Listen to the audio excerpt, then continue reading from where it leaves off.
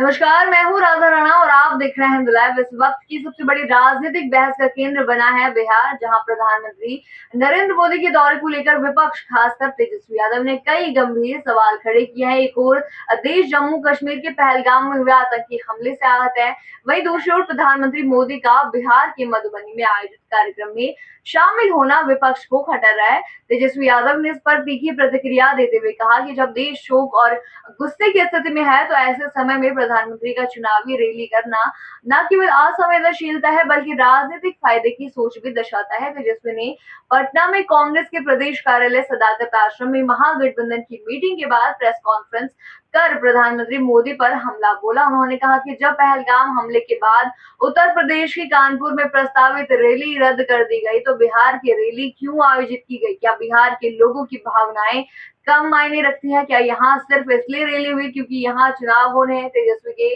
इस बयान ने पूरे सियासी माहौल को गर्मा दिया है। प्रधानमंत्री मोदी गुरुवार को झंझारपुर में पंचायती राज दिवस के मौके पर आयोजित कार्यक्रम में शामिल हुए, जहां उन्होंने कई योजनाओं का शिलान्यास भी किया।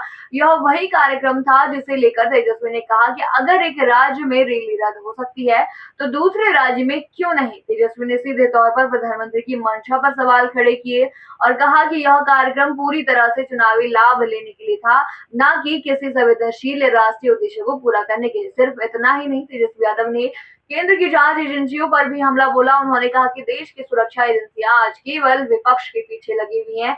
जब पहलगाम में आतंकी हमला हुआ था तो वहां कोई सुरक्षाकर्मी नहीं था, जबकि उस इलाके में बड़ी संख्या में पर्यटक मौजूद थे। आखिर क्यों सुरक्षा व्यवस्था विफल रही? क्यों खुफिया तंत्र समय रहते सतर्क नहीं हुआ? ये सब सवाल अब केंद्र की सरकार के सामने है, जिनका जवाब जनता चाहती। तेजस्वी का यह बयान तब आया जब पूरे देश में पहलगाम आतंकी हमले को लेकर चिंता और गुस्सा है। ऐसे में विपक्ष ने केंद्र की नीति और प्राथमिकताओं को घेरना शुरू कर दिया है। तेजस्वी यादव ने यह भी आरोप लगाया कि यह हमला सरकार की सुरक्षा में गंभीर चूक का परिणाम है और इसके लिए केंद्र सरकार जिम्मेदार है। उन्होंने यहाँ तक कहा कि प्रधानमंत्री की प्राथमिकता जनता नहीं बल्कि चुनाव है और यही कारण है कि उन्होंने बिहार की कार्यक्रम को रद्द नहीं किया।